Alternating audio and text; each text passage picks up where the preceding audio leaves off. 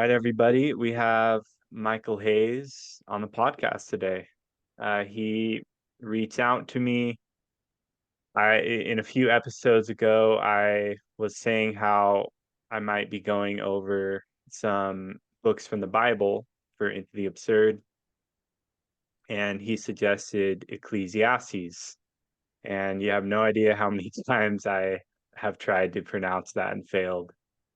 Uh, it's a really good book. I highly recommend reading it, and it kind of goes through the meaninglessness of life, and why some things feel meaningless while others don't, and why we need to be in the now. So it's basically, uh, in many ways, it's a lot like the myth of Sisyphus, or at least I guess the myth of Sisyphus is a lot like Ecclesiastes.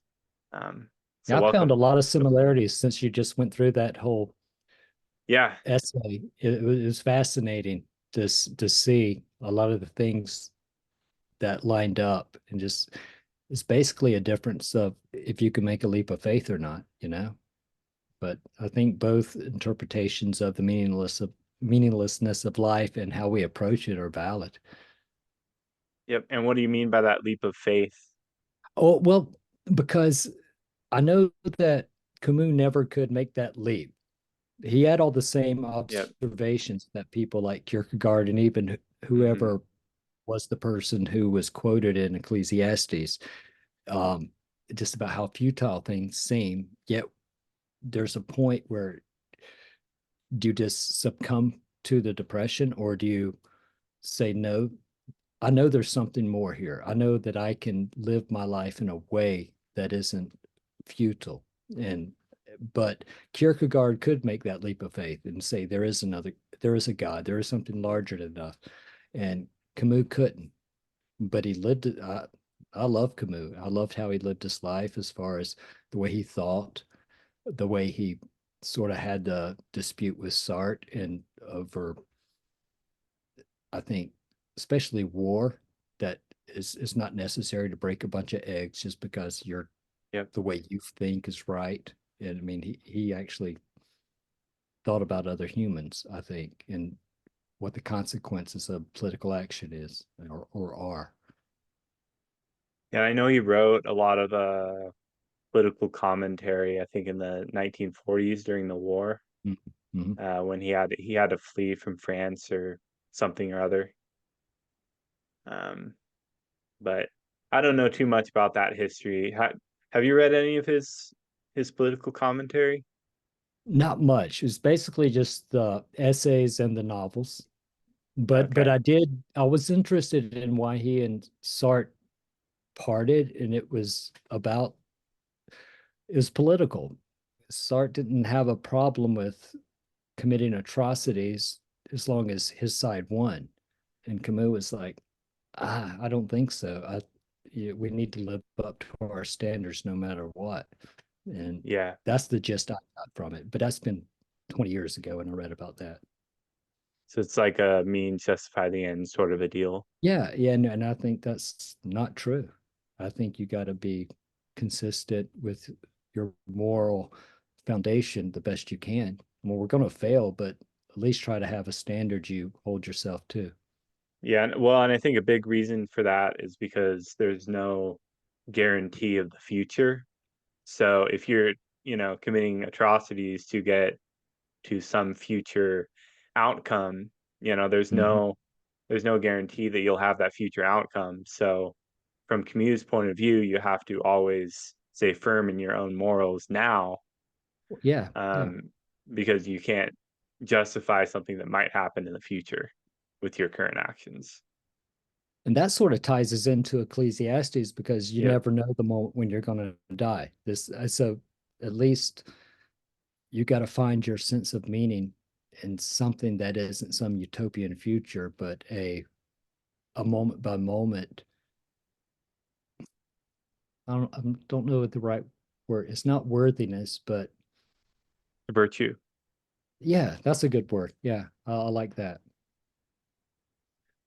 I did want to ask you before we kind of got into this to kind of share your background with Ecclesiastes. Like, when did you first discover it? I know that you were a devout Christian growing up.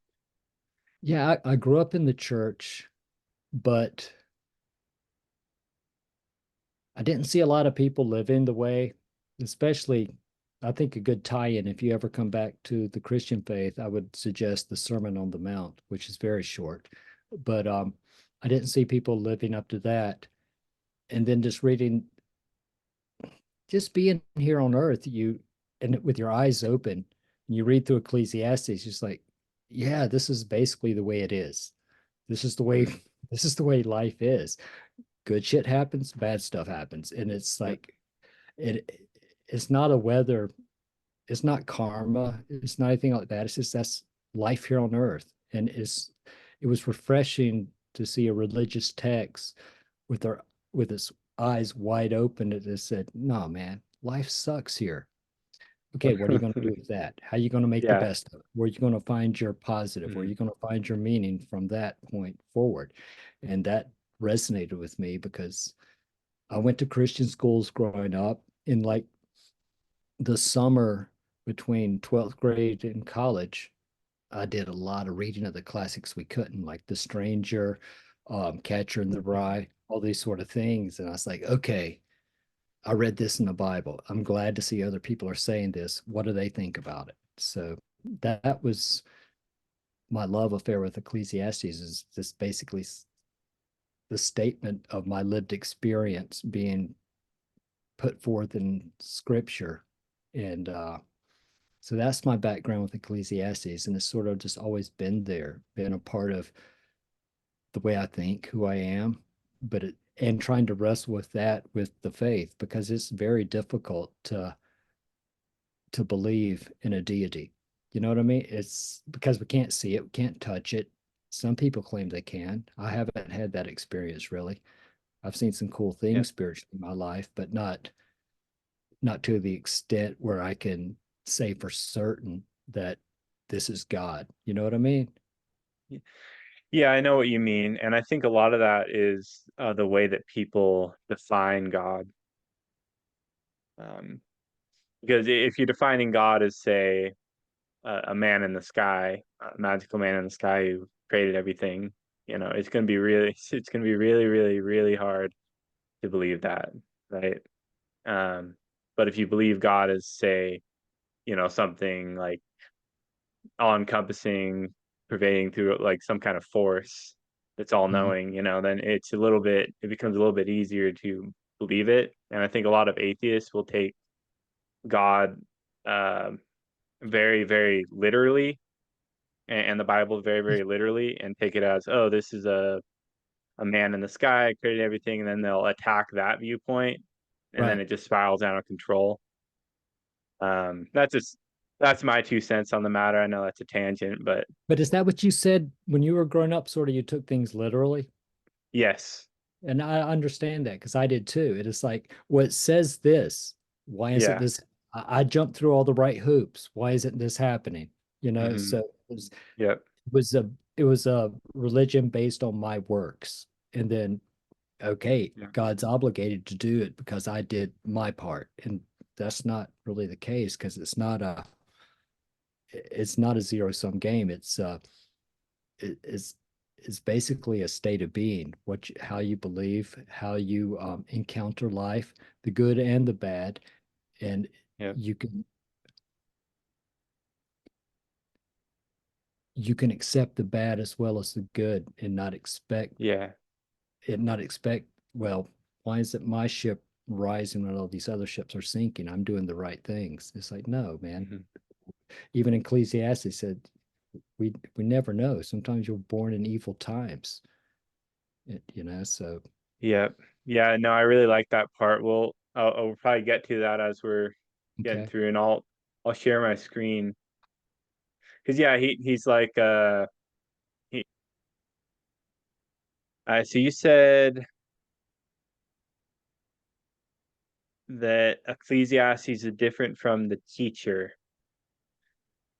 So can you express what you mean by that? Yeah, the first verse, Ecclesiastes 1:1, this is basically Okay. stating, hey, these are the words of the teacher. and then the guy comes back at the end of the book to say, well, after all that's been said, here's what I say how you should live life.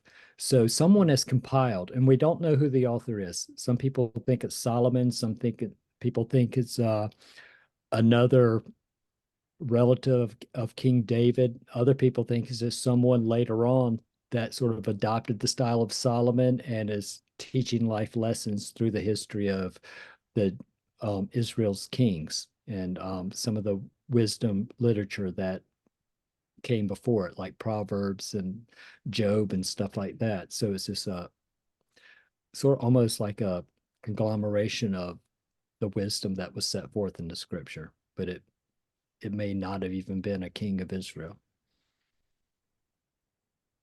Yeah, it's always puzzling wondering who wrote these texts from long ago. I mean, even in Buddhism, the Buddhist scriptures, people aren't really even sure if the Buddha was a real historical figure or if it was groups of people who wrote the Dhammapada.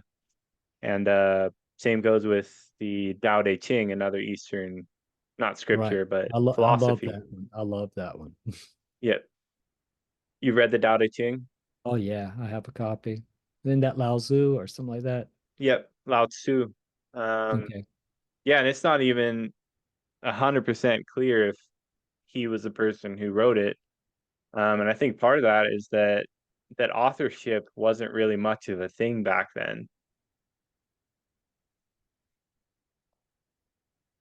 Well, that happens a lot. People just want to compile, even in the beginning of the Hebrew scripture.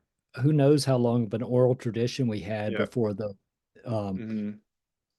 before the first verse of Genesis was written. We don't know Yep. how long of an oral tradition this was, and then finally someone compiled it and wrote stuff down. Yeah, and this whole book really expresses the kind of the absurdist predicament Right. that life is meaningless. And that's really not even just an absurdist predicament. That's just the predicament of us, like as an individual coming into consciousness of the world and seeing all these things that we do and knowing that we're going to die.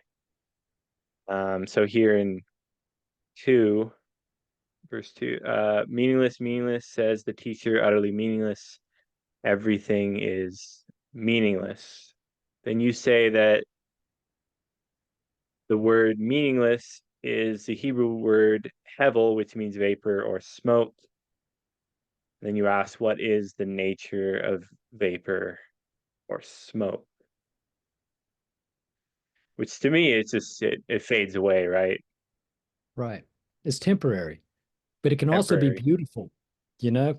Yep. I mean, my goodness, I always, when I smoked, I always was trying to blow smoke rings. Those look cool. But it's it, it's temporary, but since reading over this a couple of times the last few weeks, I think the meaningless interpretation fits more with the rest of the Yeah. writing, other than just like fleeting or a temporary or something like that. It seems more the hopelessness of or the confusion of meaningless seems more of a good translation just above the normal word for that Yeah. Hebrew word havel, which is smoke or vapor.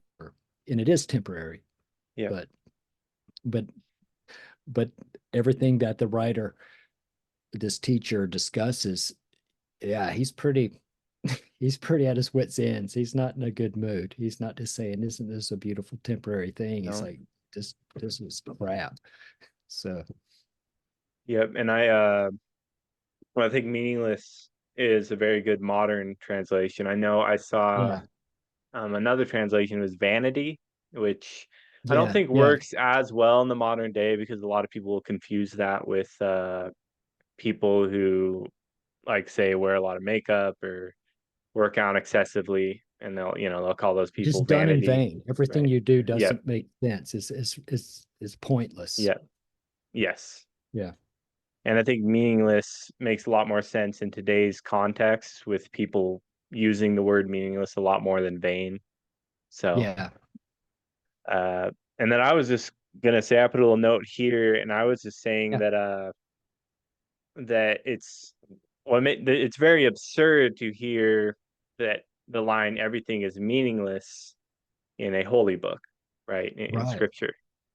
That's what I was talking about. That's why this book grabbed me. I was like, Yep. really? They're admitting this crap? They're saying it out loud, which I thought was beautiful. It's face. It's like looking at life with both eyes open, and then saying, okay, what's your choice? How are you gonna?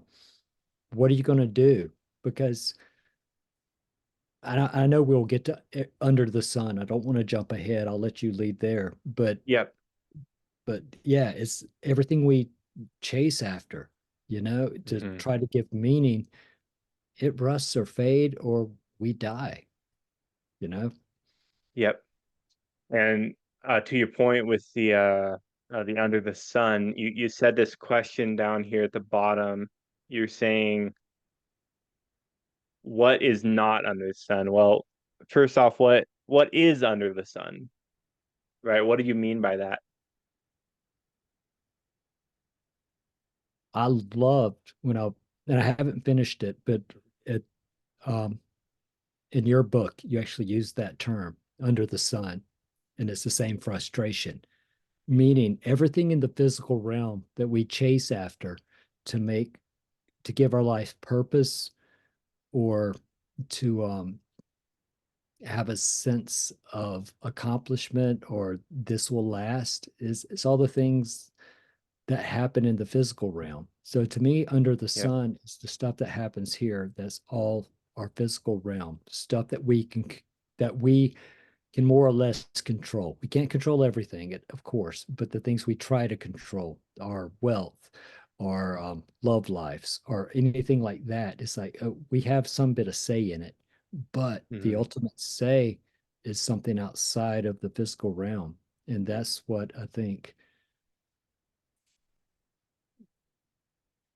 is so frustrating about life because nobody, no matter what we believe in or what we say, nobody knows what's next. And Yep. we all have our track shoes on and we're sprinting toward death. Your finish line could be 20, 30, 40 years. Mine could be tomorrow. We don't know. And that's terrifying. At least in my mind, it's always bothered me. I don't like that. I wish my birth certificate had an expiration date. You know what I mean? So Yeah. so we could get there.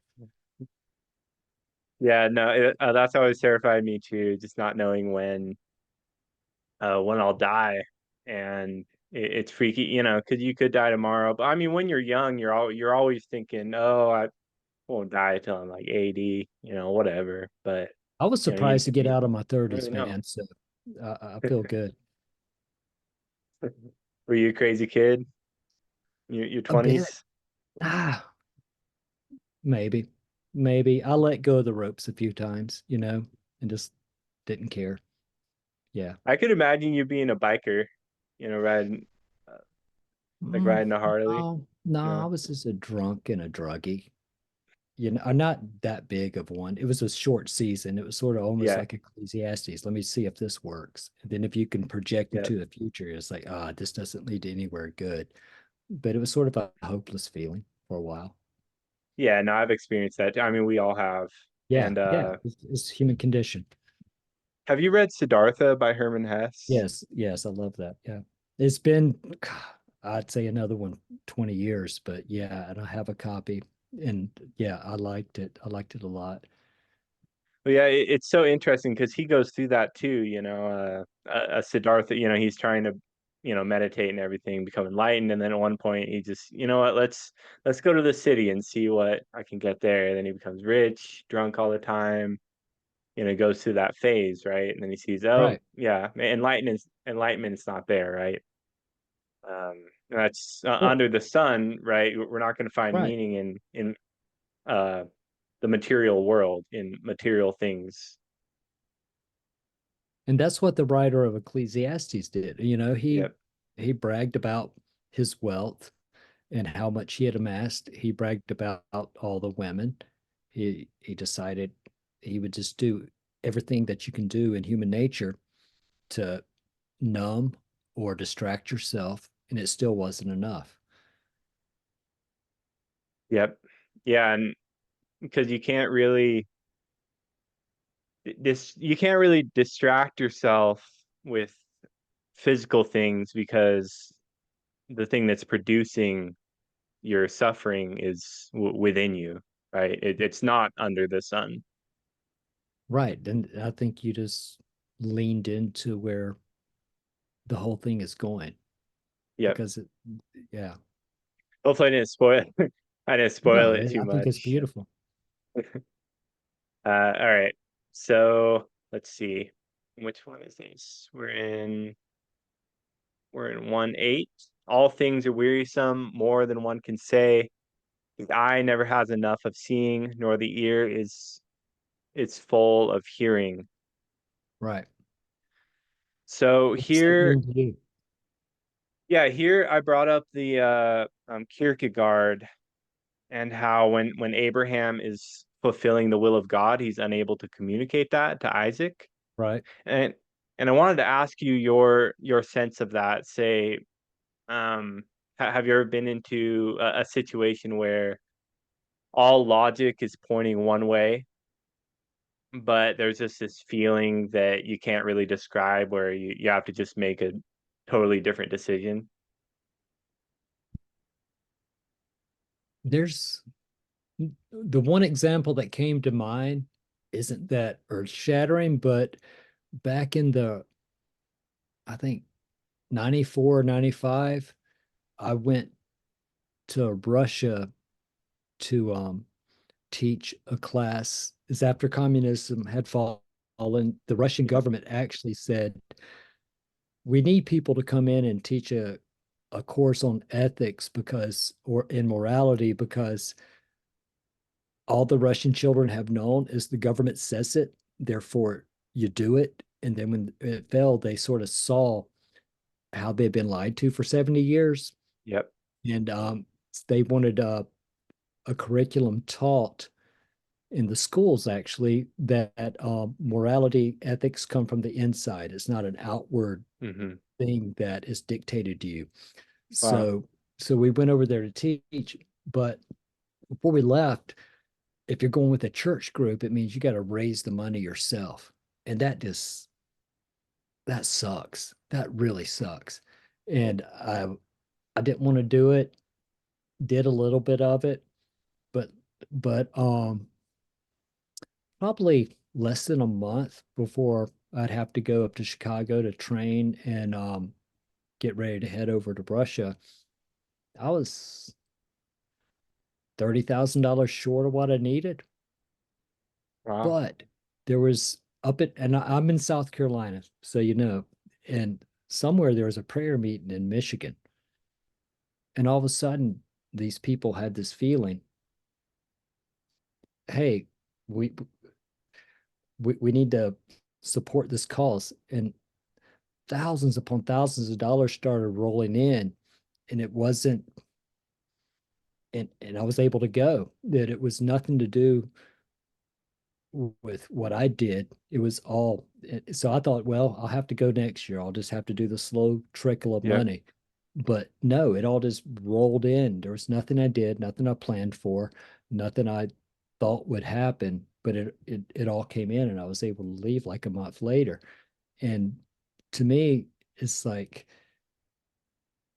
if I tried to manufacture that on my own, I couldn't have. I just have to keep plodding along until Hmm.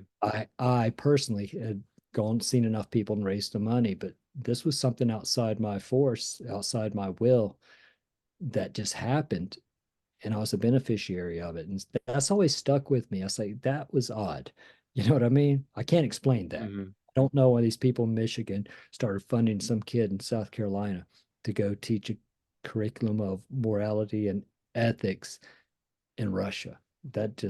That amazed me. It still amazes me. I don't know how it happened other than there's something bigger than me that I don't reckon I can't see. I can just believe in. Yeah, that was probably a really rewarding experience going over there too. It was good. It was real good.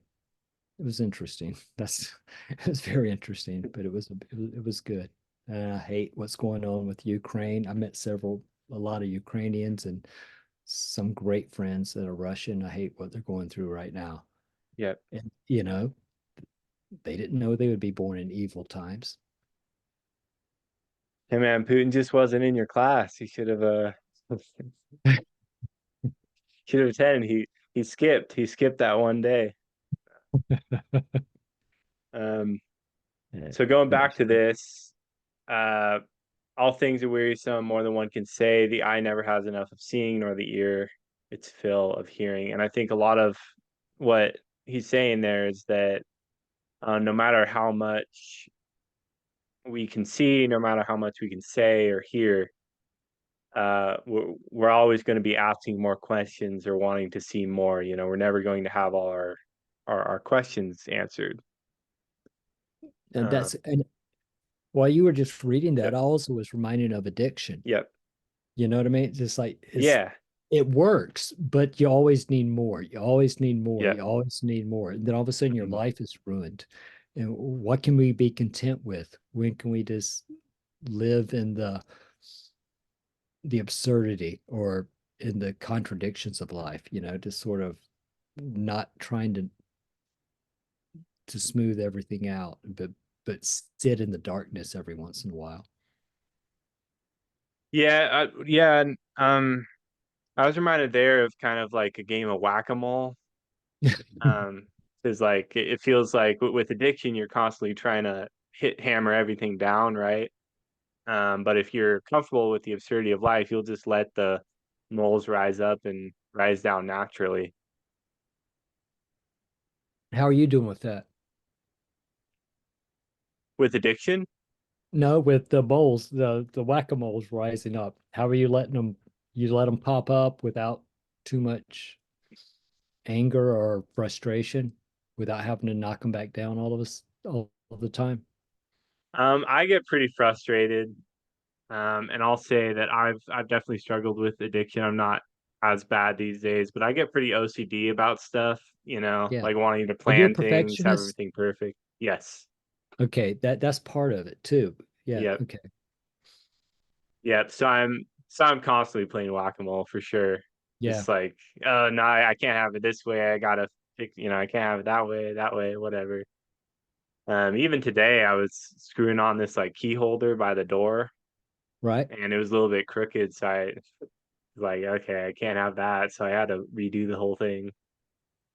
But Do you ever so you catch yourself doing that, right? yeah.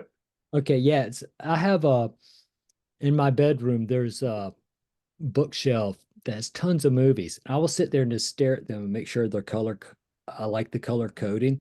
And it's ridiculous. I was like, dude, why even that's a waste of mental energy.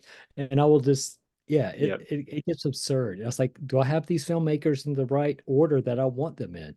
Yep. It's just stupid. Yeah, but I get it's like, but that can happen on such large scale that Yep. we just we live in a false assumption that we control life. And it's Mm. these little things when we're perfectionists. It's like, I can control this, but it's the big answer is we don't control. We're not Yep. in control. And that is Mm. terrifying, I think, to most everyone. Yep. Yep. And that actually brings us nicely to this next line here. What has been will be again, what has been done will be done again. There's nothing new under the sun. And I think on a micro level, we're gonna keep making these mistakes over and over again, right? You're gonna keep color coding your movies. I'm gonna keep redoing things or whatever, right? Stressing over my plans or doing some kind of addictive behavior.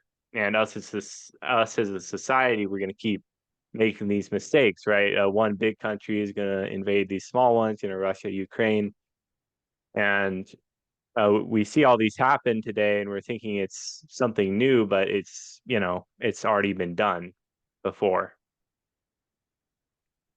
Yeah, Yeah, okay. And right after that, it says, is there anything of which we can say, look, this is something new? It is already is it was already or is here already long ago. And I was thinking about that, like thinking about AI and different things. It's like, no, Yep. this feels new, but that's not the point, is it? It's like how we handle things, how the Yes. human Yep. reaction to things are. We're going to react the same way, no matter what the Yep. technology. We're going to use it the wrong way. It's fascinating in Hmm. modern Yep. culture that whenever a new technology comes out, we discover a way to have sex with it, and that sort of Yeah. it's true. It's really true, and Yeah. it develops through the porn industry. Yeah. And it's like, so no matter what the technology, we're going to be base at how we Hmm. handle it. How does this benefit Yep. me? It becomes very self-centered, I think, no matter Hmm. what the technology, and that has been here forever. That's the way we humans do things, and it's really weird, but it's Yeah, and so that's things that are new aren't the way we incorporate them or respond to yep. them are as old as we have human history documented. Yep. Yep. And I love your point of any new technology we try to have try to have sex with it, and Oh, I dude, we everything. yeah. It's amazing. It's amazing. That's where the money is, I guess. Yeah, no, I love that because with our with phones or the internet, we have access to, all the world's knowledge, and we can communicate to anyone, but what do most people use it for? They use it to watch porn, right? Yeah, So, yeah, it's absolutely, or to make money doing porn, whatever you yep. can incorporate. So yeah, it's fascinating, and it's human nature. That's what we do. Yep. And I won't read this little part, but you summarize this whole uh 1 3 to 11 with time will erase me, you, and all we care about. Hmm. Yeah.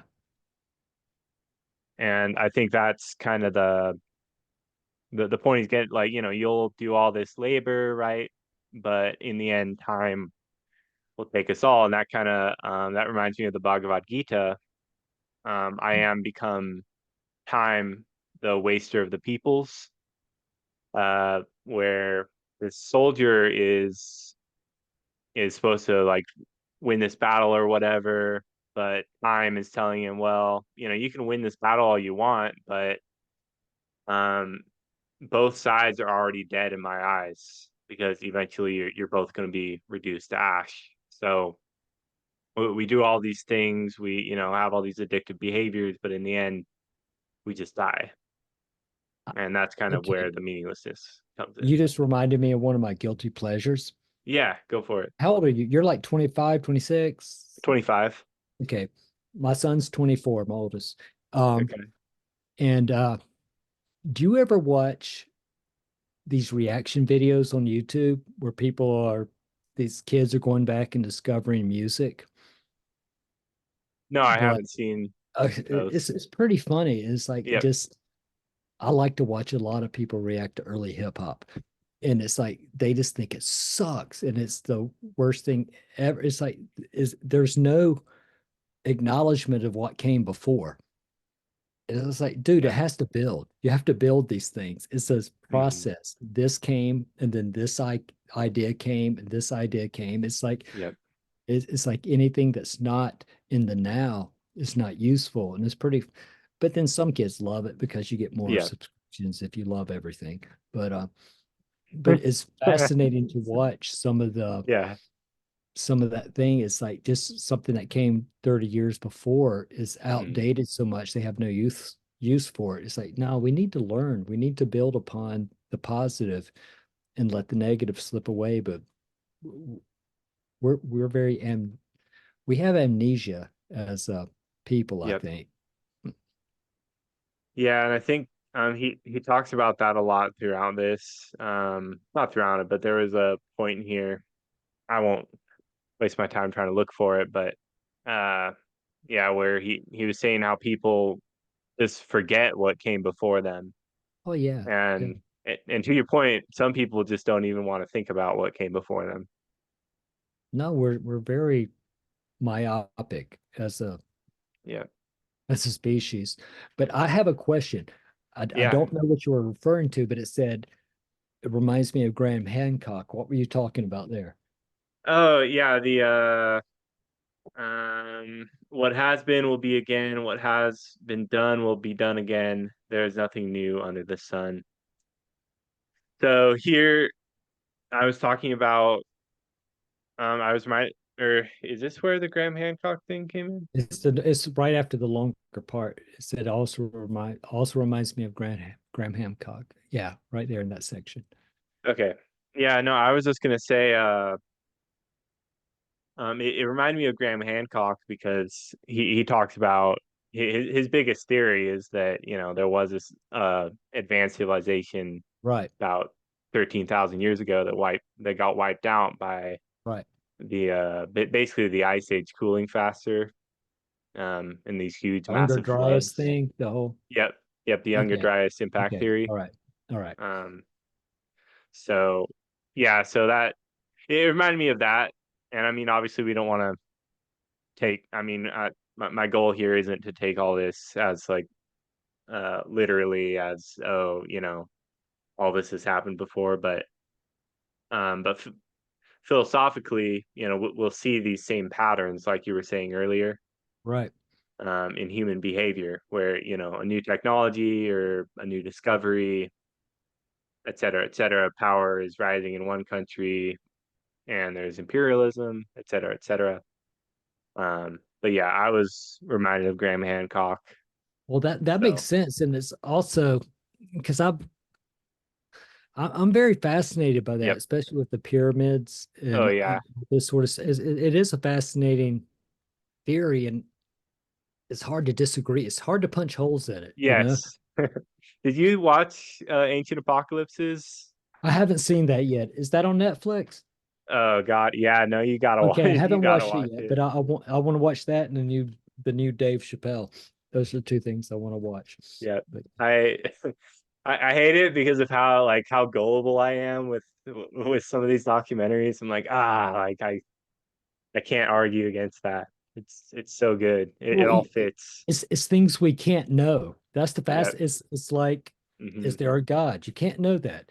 Did these ancient civilizations exist? We can't know that. Did aliens come and help? We can't know Yep. it until we know it. So it's it's frustrating, but also very exciting to think about, and it can fill in some gaps of because we get very enamored with our own ideas Hmm. and we Yep. can't accept that we may be wrong. And, Hmm. isn't science just you have a hypothesis and then people they're going to do experiments, they're going to study it. And Yep. if it's wrong, then we'll gain more knowledge. But it's Yep. fascinating that there's Exactly. a whole school of thought that said, no, we said it, therefore it's truth. And if anything contradicts it, we're gonna we're not going to listen to it. And I love that people are pushing back Yep. against.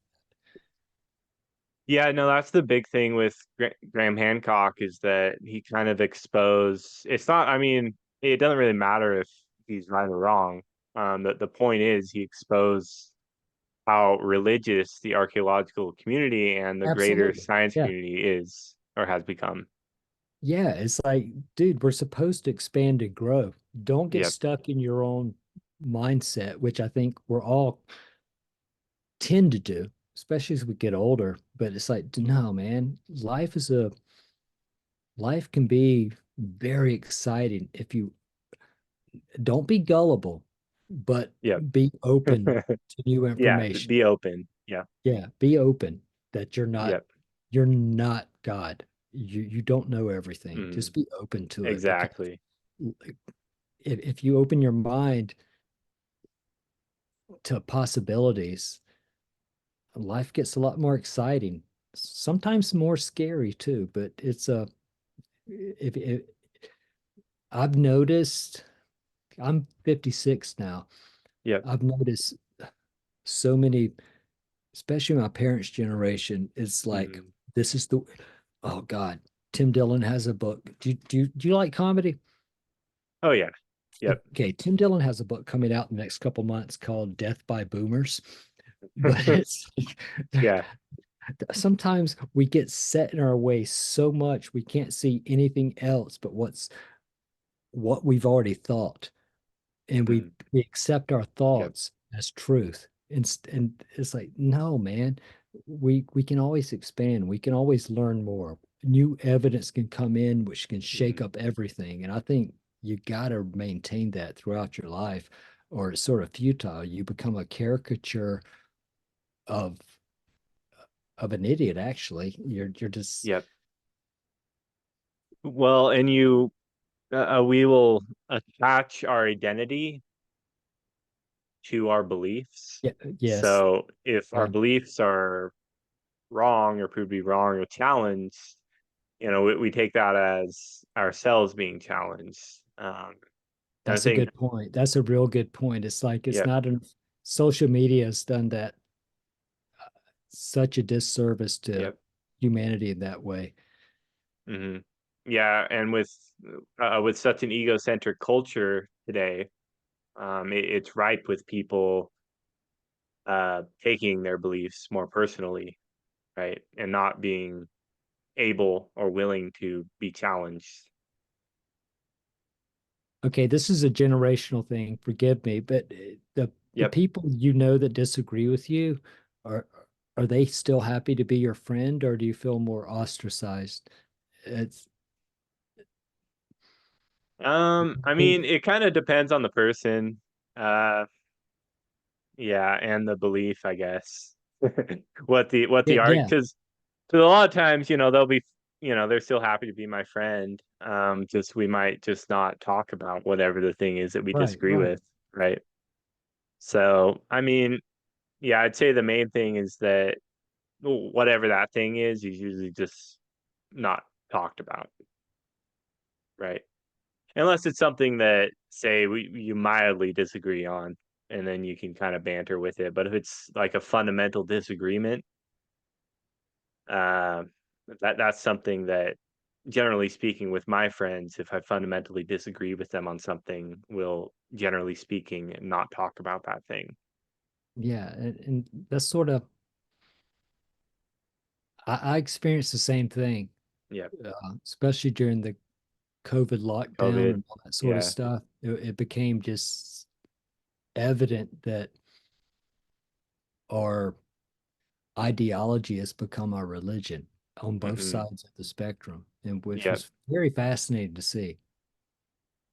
Yeah. It was so polarized because you'd see people, do like one thing or the other, believe one thing or the other, and not really take, because that, like, people will say the vaccine is 100% bad, or there's people who say the vaccine is 100% good, right? And no Right. in between whatsoever. And it's like, well, I mean, there's definitely probably some pros and cons to each.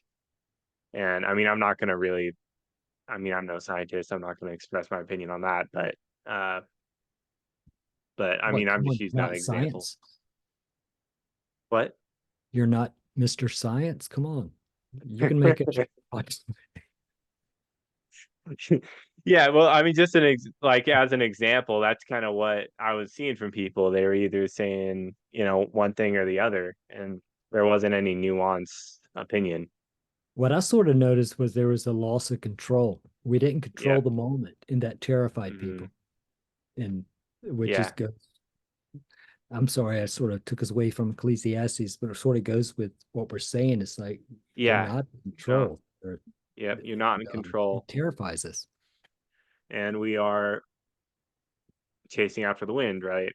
Right. Um, and I wanted to read this whole little stand. What do you call it? A stanza, a line, A verse in a the Christian verse, vernacular, but verse. anything you want to say, all those were correct. Well, in this verse, I have seen all the things that are done under the sun. All of them are meaningless, a chasing after the wind. So, anything that this is a very Buddhist idea, right? Where Right. the root of all suffering is desire. because when you want something, and say you get that thing, your desires are going to change because desires are fleeting. Not only that, but whatever you desire, if you have it, that very thing is also going to change. You and the thing you want are both going to change. So everything is chasing after the wind. What do you think about the verse right after that? What is twisted cannot be straightened. What is lacking cannot be counted. I wasn't sure. What did you think? I was kind of just like, I'm not sure what that means. To me, it's like some of the things we chase after are there's no truth in them or there's no real validity to them, but we still chase after them anyway. Yep. So let's say I'm an absolute hedonist. So that's Yep. what I chase my whole life is this Mm. pleasure, right? It's like, is that lacking? I would think so. And your understanding of human relationships and if something is if something is bent and we still it's almost like the idea of what is insanity doing the same thing over and over Mm. expecting a different result is sort of Yep. that idea to me. You just keep chasing or going after the same thing even though it lacks or it's going to have a is bent, it's going to have a dead end, but you keep hitting it, but you're like, nope, this is going to work. It may be sort of that idea. I'm really not sure. That's why I was curious what you thought of that. Yeah, no, that makes sense. Like, if, like, say, if we're using a dark corridor, a dark, twisted corridor as a metaphor for Right. obtaining knowledge, you're not going to be able to untwist that corridor and walk straight to the end. Because, like, what's twisted can't be straightened, right? And same goes Right. with Right. what's lacking cannot be counted, right? And the things that we desire, like, we're not, like, we can't really count what we desire. I guess that part's even more confusing though. What is lacking cannot be counted. Hmm. I don't know, because it's like, well, if it's lacking, it might be even easier to count because there's less. Well, okay. What about this? Yep. And in mathematics, Yep. if something is a negative, can that thing be counted? It is Oh, subtracted. yeah. Maybe it's something like that, where it's so Yep. we're thinking something is is adding, but it's actually subtracting. Yeah. Maybe it's something like that. Maybe it's a minus sign right there. I don't know. Yeah, no, that makes a lot of sense. Like, you can't count the things you don't have, right? Right. So, stop trying to count the things you don't have, right? If I just had this, I'd be happy. If I could Yep. just add this to my portfolio, I would be good. And but it's not there. How can you count it? You're just maybe Yeah. that's Yeah, and there's infinitely many things you don't have, right? And you can't count infinity. right. So, no, yeah. Yeah, that makes sense. No, I like that you brought up the mathematics in there. Um, yeah, I feel like that made sense out of it because I looked at that and I didn't even write a note for it. I didn't even underline it because I didn't really Well, think I too just much saw it into after it. the chasing after the wind, and I was like, well, that's pretty fascinating.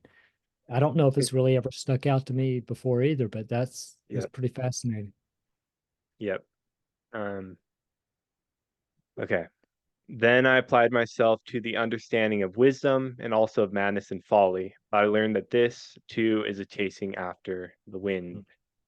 For with much wisdom comes much sorrow. The more knowledge, the more grief. Hmm. So what's your familiarity with Genesis, The book of specifically the Genesis, fall? Yep. um, I'm pretty familiar. I'm pretty familiar. I know it's a poem, and I know what's fascinating about it is the account of creation goes biologically in step with evolution. as far as the creatures and the light Yep. divided from darkness, and then you had the sea and the creatures from the sea, and Yep. eventually to man. So that's pretty fascinating to me. Is all in the same order, Hmm. Yeah, and no, then that the I noticed that too when I read it. I'm gonna go ahead.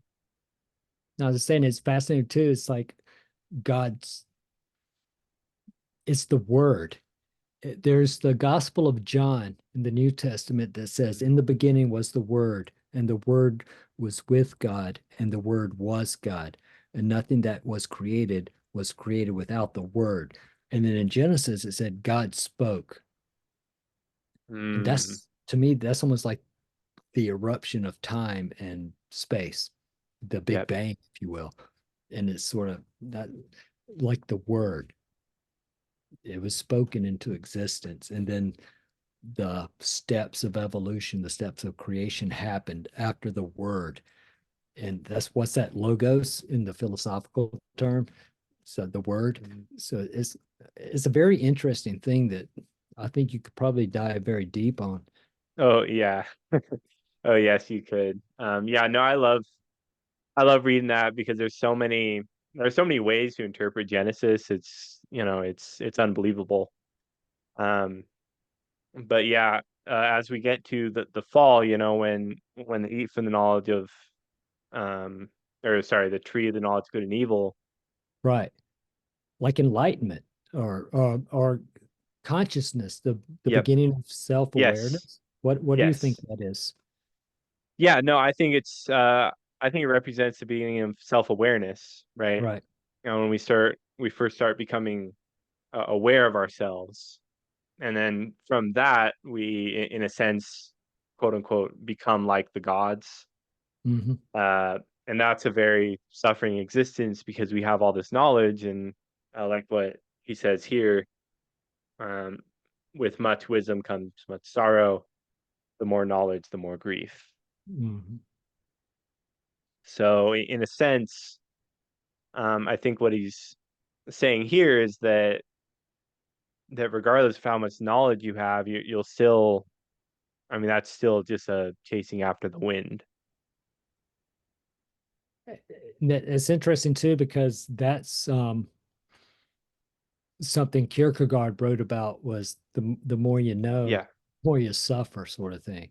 And I wish I could remember which writing of his countless writings that was in, but Yep. he recognized that the more you know is, and the more knowledge and wisdom you have, it seems like the more insufferable things become. And the older Yep. you get, the more grief you experience, the more, oh my God, it's about to end. And what's the point of it all that Have you you experienced that?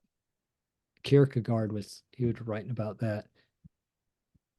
He there's a discourse he did mid 1800s. I wrote Hmm. down the name of it. Think about your creator in the days of your youth. And that goes sort of with the end of Ecclesiastes. It said, Yep. remember God, keep his rules. But he also, in that essay, was writing about because the older you get, the more sorrow, the more suffering, the more blatantly horrible you can see life as being. And it's best to go ahead and stake your claim early in life, have this belief in God as a young man or a young woman. Is so you don't so you have a foundation where you're not as grieved or as troubled as your Hmm. eyes and everything else start to fail as you get older. You're not as grief stricken, maybe. I wish I could remember the exact terms he used, but he was very interested in go ahead and stake your claim early on, and because the days of trouble and grief are ahead of you. And that's interesting because as you grow, a lot of times your beliefs will be challenged, Mhm. right? And I don't know, you were saying how as you get older, you experience more grief, and I was wondering if you've sort of experienced that yourself. All right. I think the last time I talked to you was December 31st. Yep. My dog died that day. Um, my Really, girlfriend, after our call? huh? After I called you? Yeah. Or Well, I didn't know about it at the time. I okay. went out to do something, but yeah. And Wow. my and then it but is pretty beautiful. Died in its sleep that afternoon. But Oh, my girlfriend's former mother-in-law has died. Her uncle has died. I have a yeah. college friend that has died all within these 2 weeks. And yeah, you start Wow. thinking about stuff like that. And it's unexpected. You don't know what, but it's this confirmation, dude, it's all coming to an end. You can't take it Yep. with you. It all goes Hmm. back. You play Monopoly. When you're done, put it back in the box. You don't get to take it with you. You don't get so it's where do you stay? What do you put your trust in? What do you put your faith in? What do you put your hope in when we all know the physical end of things and we all know that things, well, what Jim Morrison say? No one here gets out alive. That's a true statement. Yep. We none of us get out of this alive. What do you do in the face of that knowledge? Yeah, it's in many ways that's I think that's kind of why horror stories are so appealing Mm. because the monster whatever will take out each person until the protagonist is the last one left. And I guess in many ways that's kind of how death works. Mm. Because, but I That mean, is the true. difference is that if you have children, then you know you still you're not the last one left, right? Yeah, but those bastards are a pain in the ass. No, I'm joking. I'm joking. Well, Solomon or whoever in Ecclesiastes, he wrote about that too, saying, Yep. "Look, I did all this work, I amassed all this fortune, and now I got to leave to these jerks who are probably going to squander it all." I mean, he was actually mad about that too, and you know, so it's Yeah, I like, wonder where that what what was. what good Oh, did it's it right do here. me? Huh? Yeah, it's actually right here. I hated Okay, all the things I had toiled for under the sun because I must leave them to one who comes after you're me. right. Which is very that's ultra selfish because you want to leave your kids some stuff, but I understand the point. It's like Yep. did this for someone else. It's not even for me to enjoy in the long run. Yep. Yeah, no, and that's another point in the myth of Sisyphus in that conqueror section, or maybe it's conquest, conquer. He's saying how the conqueror will conquer things knowing that there's someone else who's going to conquer it after him, right? Mm. And you have two choices there. You can either, well, loathe the other person who's going to come after you and feel all meaningless, or you can enjoy the what you've conquered now. All right, sorry about that, man. No, you good. How much more time do you have? Whatever you need, man. I can do whatever. All right.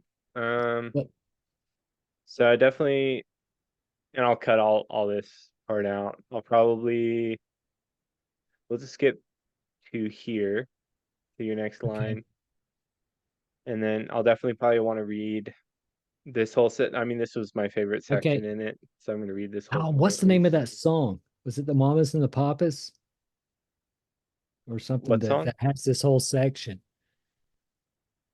There's a time everything if everything is Ecclesiastes. I'll find that link and send it to you after we're done. But Okay, maybe I can throw that in like the intro or that would be something. fine as long as you don't get demonetized. Oh, Unlike I my don't friend. make money anyways, so Okay, then there you go. Put it up. I hear you. so we're good. I wish I did. Cool. All right. And yeah, and I won't go over the whole thing. Um, I kind of just realized how long it is. So, and we're only on three. So I'll probably skip a lot of it at Let's go through least. this and then hit a couple of highlights that you really want to near the end. Yeah, sounds good. Okay, so that brings us to three. And would you call it a chapter? Say a chapter three? Yeah, yeah. All right, it brings us to chapter three. You say a list of not slash either or, but of things that are. This is an acknowledgement of paradox nature of life. We will experience the good and the bad. So I'll read this whole section. All right. There's a time for everything and a season for every activity under heaven. Time to be born and a time to die. A time to plant and a time to uproot. Time to kill and a time to heal. Time to tear down and a time to build. Time to weep and a time to laugh. Time to mourn and a time to dance. A time to scatter stones and a time to gather them. A time to embrace and a time to refrain. Time to search and a time to give up. A time to keep and a time to throw away. A time to tear and a time to mend. A time to be silent and a time to speak. A time to love and a time to hate. A time for war and a time for peace. Hmm. So what do you get out of all that? It's just the nature of life. It's some good stuff, then some bad stuff.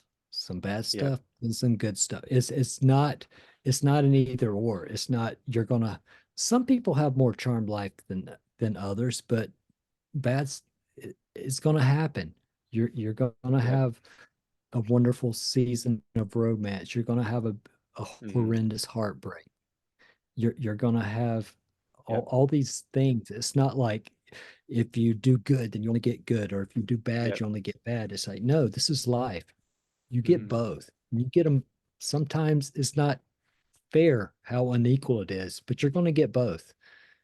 And so to me, it's just an acknowledgement that life has its ebbs and flows, and no one escapes uninjured.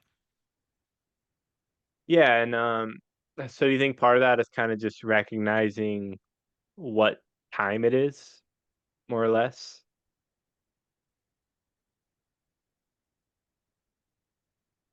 It's almost like a this too shall pass Yep. thing is Yeah. it's yeah, you're experiencing this now, but good times are coming. You're Hmm. experiencing good now, but don't worry. Shit's gonna hit the fan. And it's like just be aware. Be aware Yep. you're not unique. Good and bad's gonna happen. You don't have to get over excited about the good. You don't have to get over depressed about the sad. It's part of Yep. life.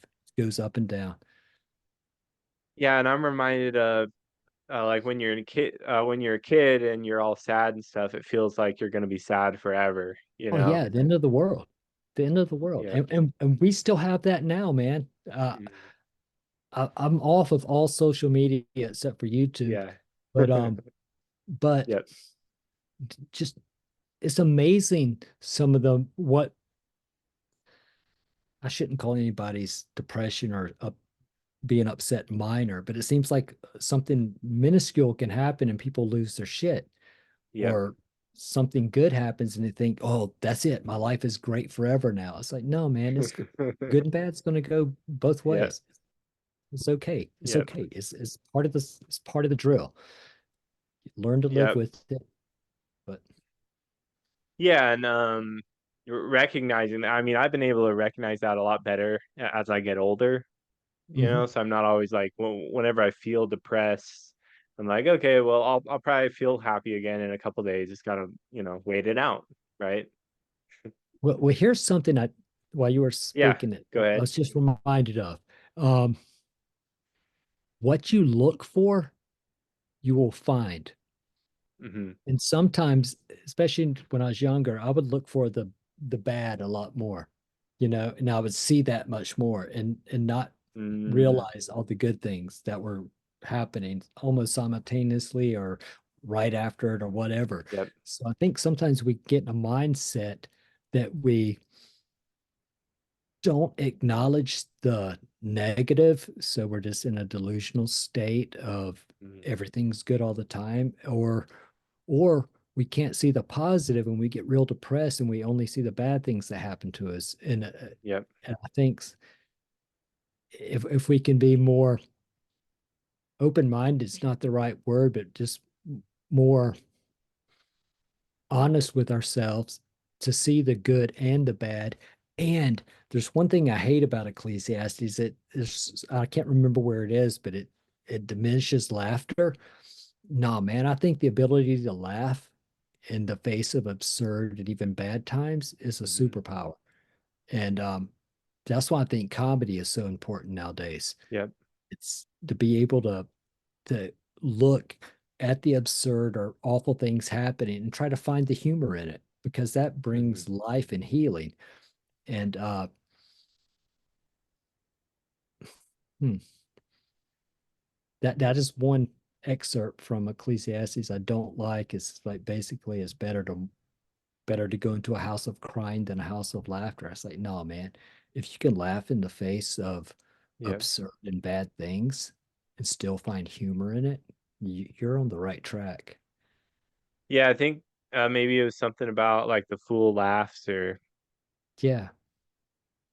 yeah, I'm not sure. But yeah, no, I agree with you. Um, and I mean, who knows? Like it could be a mistranslation there too. But Well, it could just be me reading into these modern times. yeah. It's because I think what's happening now, Mhm. the comedians that are so important to our society right now because they're saying the truth and they're getting laughs out of people and Yeah. some of them get canceled or whatever. But dude, you gotta be able to, Yeah. it's the old, like the jester in the old royal court system, you know? Hmm. They are the ones that can make fun of the king. We need those people that can make fun of the king and point Yep. out the absurdity of things. And I think, Yeah, because they kind of upend our whole viewpoint on reality, and right. they point out all these things in society that we don't recognize on the day to day. And just have the ability, because we all have things from day to day that throw us into tailspins. Mm-hmm. If we could take a Yep. step back and just see how silly what just happened is or Yeah. was, Yes. it becomes so much better. It's like, okay, I can laugh about this. I can go have a drink with a friend Yes. and tell them the stupid thing I did, and we can laugh about it. How Hmm. much more healing is that than is going down a dark spiral into depression or anger? Yep. Yep. Or just, I mean, that that's a big thing in relationships too. 'Cause I used to find myself taking everything my partner said literally. Mhm. Everything my girlfriend said literally, not Mhm. taking her jokes, and then, getting real offended by stuff when I could have just jabbed right back at her with some kind of funny remark, you know? Yeah, if you guys can make fun of each other without getting your feelings hurt, you're on the right path. I Yep, think. I mean, not in a yep, mean way, but just yeah, a way and you can both acknowledge it's like, yeah, yep. dude, yeah, I'm a moron. You're right. So Yep, no, sweet, and then I wanted to I see this part here. It's this yeah, it's the quote because I wasn't sure where that quote was that you pulled it from, when you texted it to me. right. God has also set eternity in the hearts of men, yet they cannot fathom what God has done from beginning to end. And then you say here, is love the eternity set in the human heart?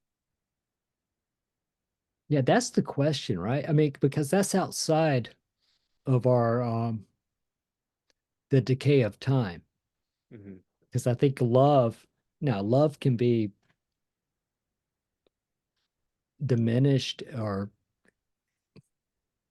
love can be lost through lack of trust or something like that. But true love, is it different from a great grandparent and a little child? I mean, they can both love each other. And Hmm.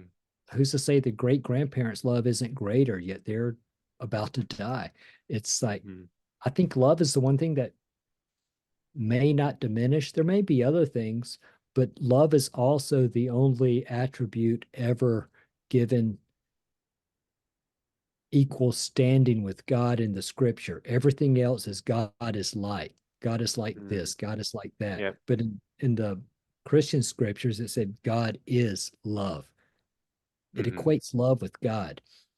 And that's fascinating. So is that the eternity set in our heart, something that doesn't diminish? I don't know. That's just why I was asking that question. It's because there is in this Christian Bible, there are 365 verses that say, do not fear. And Mhm. that's what I was thinking about. The opposite of fear is love. So Yep. there's a whole year's worth of verses that say don't fear. What's the opposite of that? If I don't fear, I should love. And there's also a verse Mhm. that says perfect love cast out all fears. So is this fear that we live in, this gathering stuff and holding on to it because we're Mhm. going to die? Should we not just approach life with open hands in a Yep. in a loving manner? Would that free us from a lot of the needless anxiety and suffering we encounter? Just having a life full of open hands and love and just not take offense when things go wrong?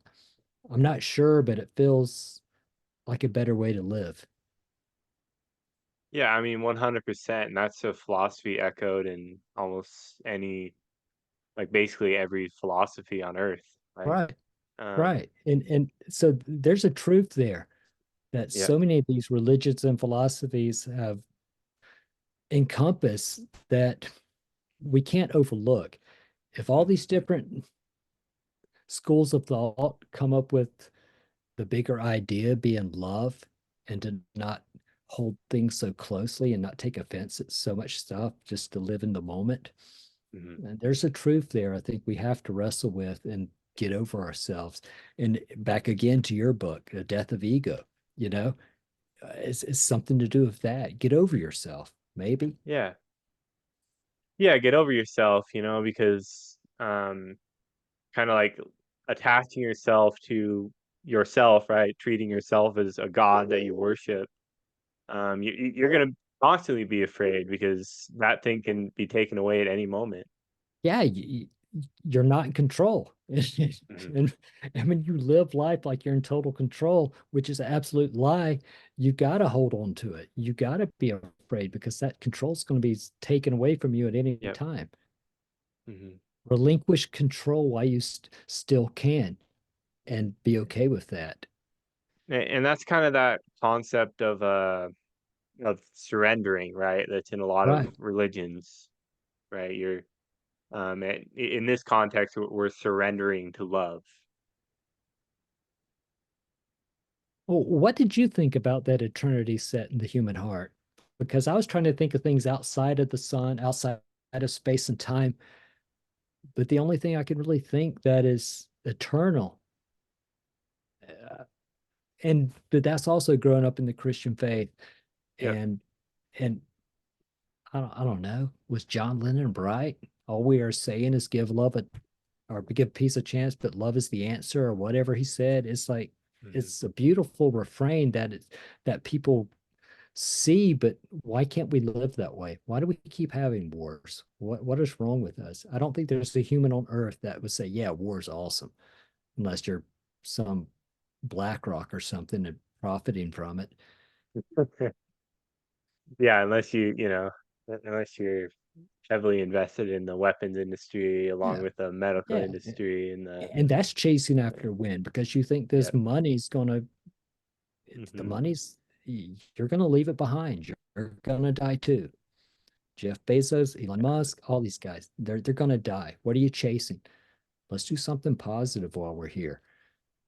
Yep. Can you hear my dog, by the way? I didn't. What did it say? Does it You speak can English? I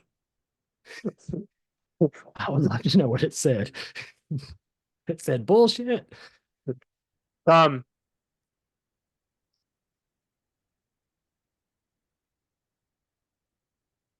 good girl. Come here. Sorry, come here. Come on.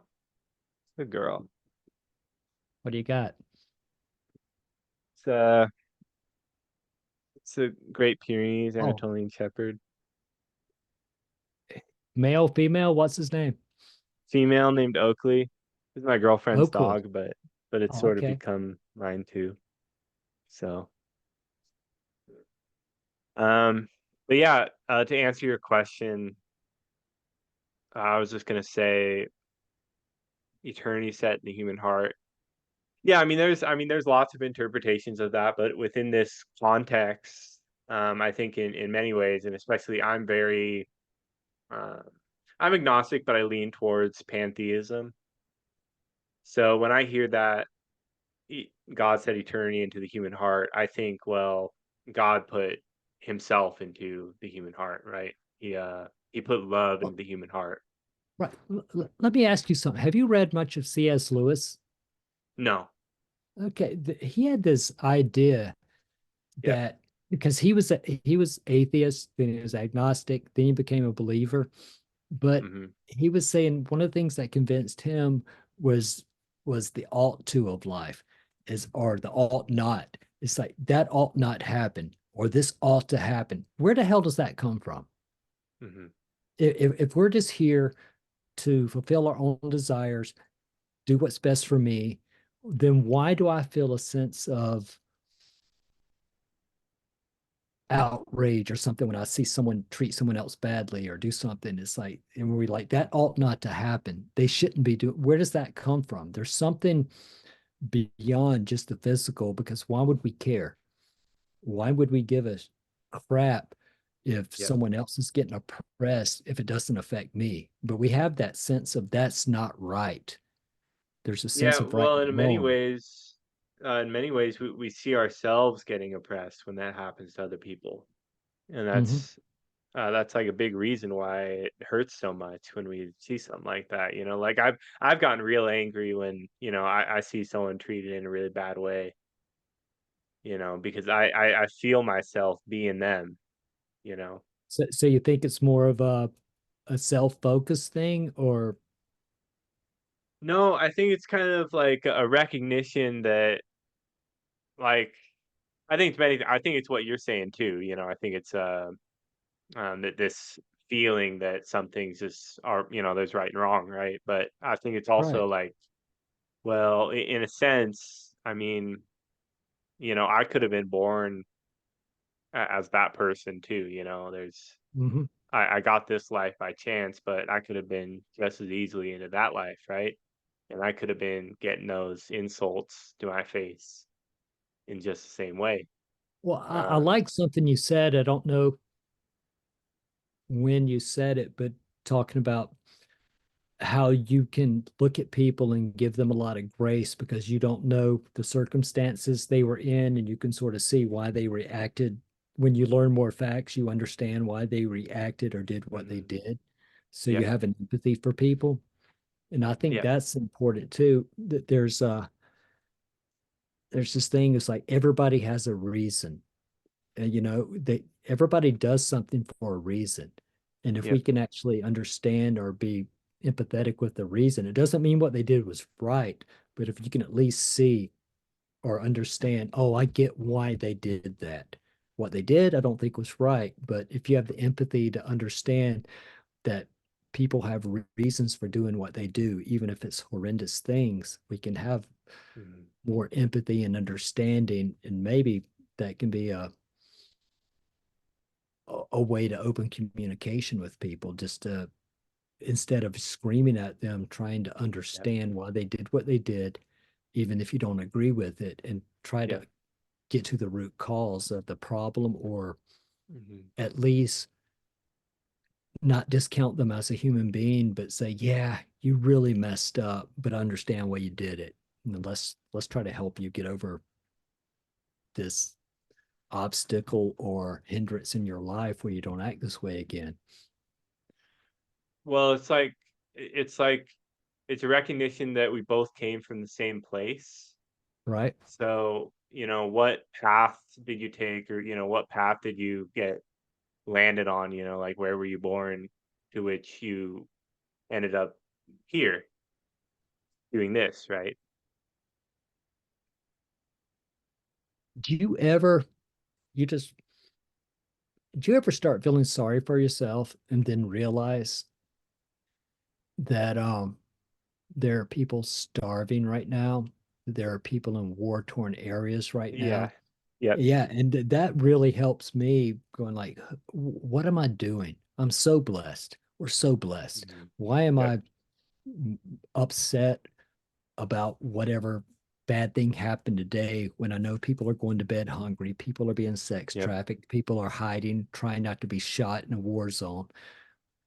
We're really blessed, and Yep. I wish we had more of that. We focus so much on our commercialism and in this Western society, this we got to have what's next and greatest instead Yep. of realizing how awesome life is.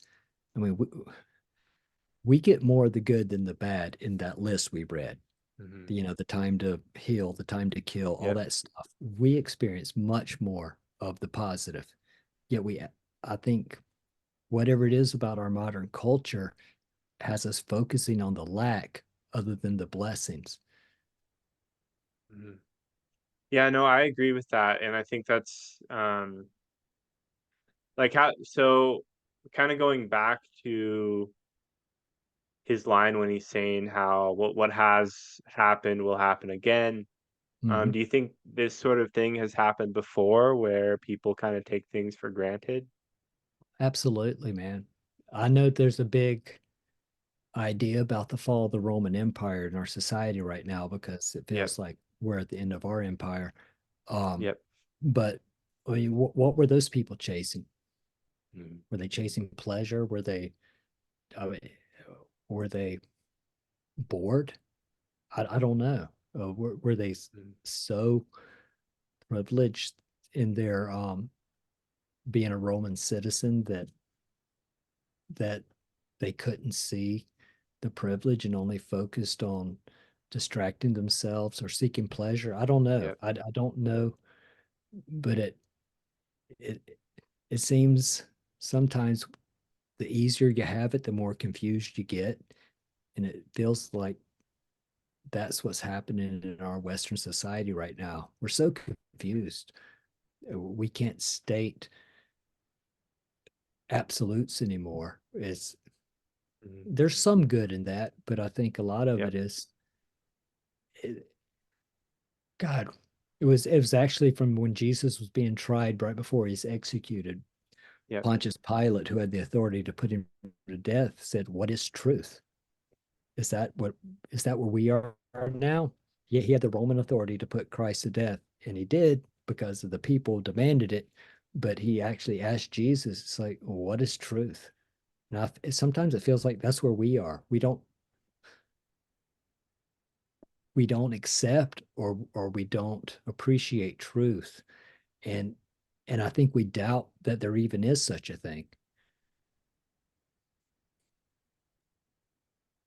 Yeah, what do you mean by truth there? I mean an absolute. And I love film.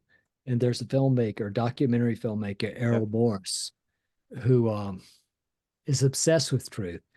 And he said, even like when he's investigating a murder or something, he's like, I may never know the truth, but there is a truth to who killed this person. We may never know it, but there is a truth. Is it worth the pursuit to look for the truth, even when we may never find it? But we know there is one. There is an absolute. There is something that happened.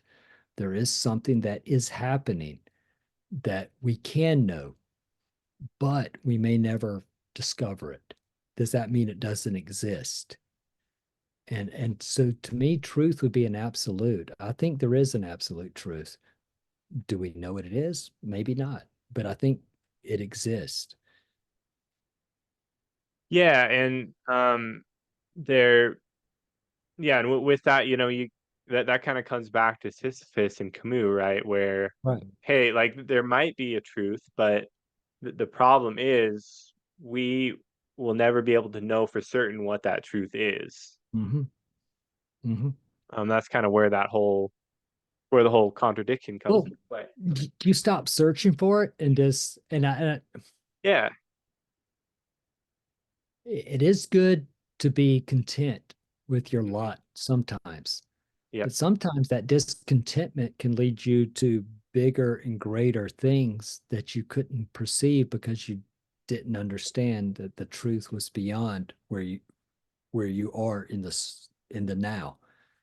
So um not knowing is not the worst thing, but I think giving up hope that you can at least pursue the truth is a mistake. Yeah, no, and not well, that also like not resting. I think there's another aspect there is right, not resting on any one truth Right. and keep pushing forward to keep trying That's to the keep stay scientific curious, process, right? right? Yeah.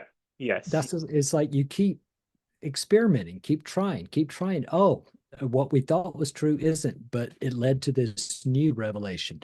And I think as long as we're always, if God is, and if one of the attributes of God is truth, then no matter where we're seeking truth, if we find it, we're that much closer to understanding the divine, whatever that means, because I certainly don't know what it means. But I think the pursuit of truth is a noble pursuit. Will we get there? No, but it beats not pursuing it in my point of view.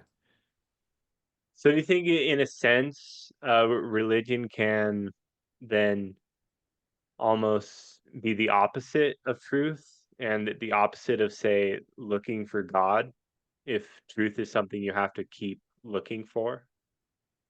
Hmm. Dude, that's loaded.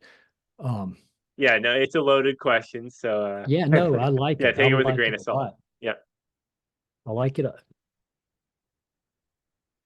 Well, if the divine, no matter no matter the religion, if the divine, if whatever the spiritual realm is absolute truth,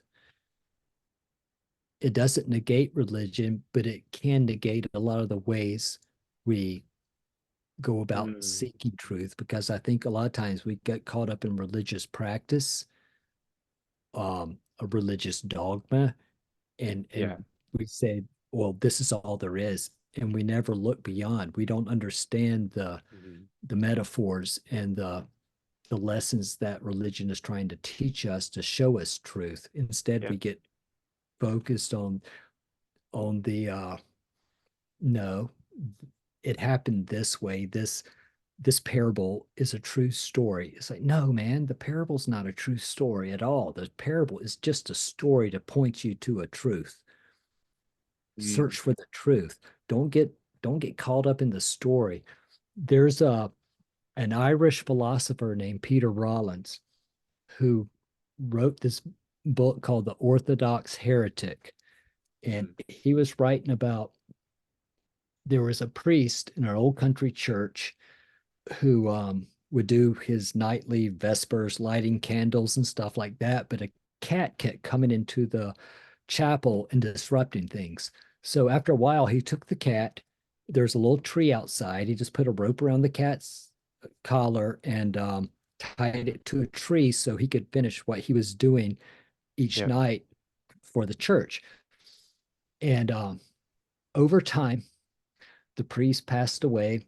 The next priest kept tying a cat to the tree because Yeah. that's what you do.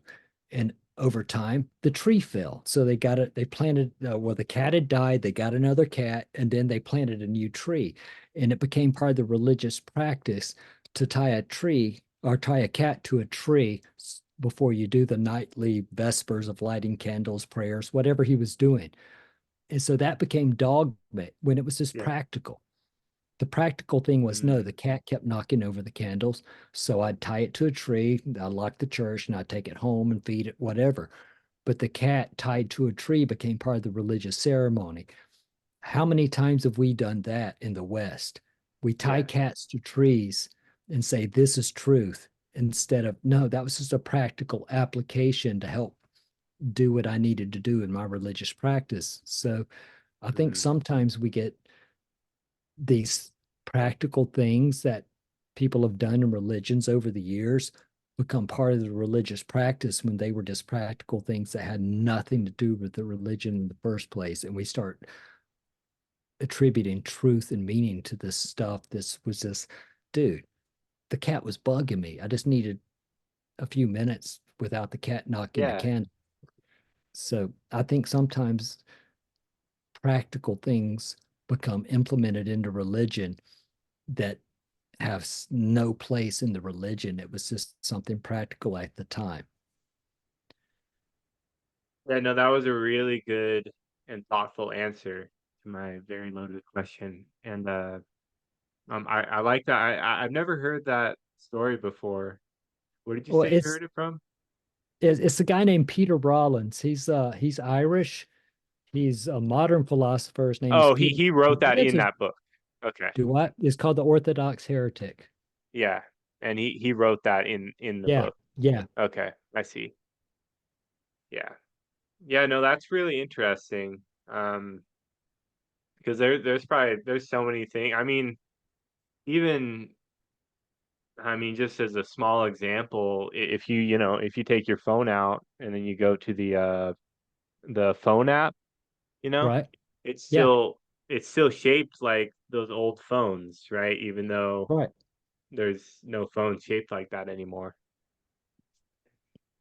So, I mean, there's just like things like that, practices that are still being done, which made sense at the time, but um, now they've since either lost their meanings or we have to put new meanings onto them if they've lost their practical value. Um, and I also wanted to say there's another thing you said in there where you were saying how just giving an example of a parable. Well, right, I mean, obviously this parable isn't true, but reading the parable and thinking about it will bring you closer to this grander truth. right. And isn't that what literature has done? Isn't that Yes. what philosophy done has done? Isn't I mean, even science, when it gets it wrong, is taking us a step closer. Hmm. It's like this is the Yep. best we know right now. Someone else will come along and Yep. go, "Oh, this led me to this," and we get a greater understanding. It doesn't negate all the stuff that came before.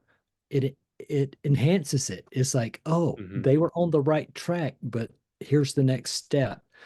Yep. Why are we so afraid of taking the next step? It's like we get so set in our ways that when the next step in evolution in thought or spirituality or whatever, it's like we can't accept it because we get so ingrained in the way we used to think instead of saying, no, this is just part of the journey. Let's stay on the Hmm. journey.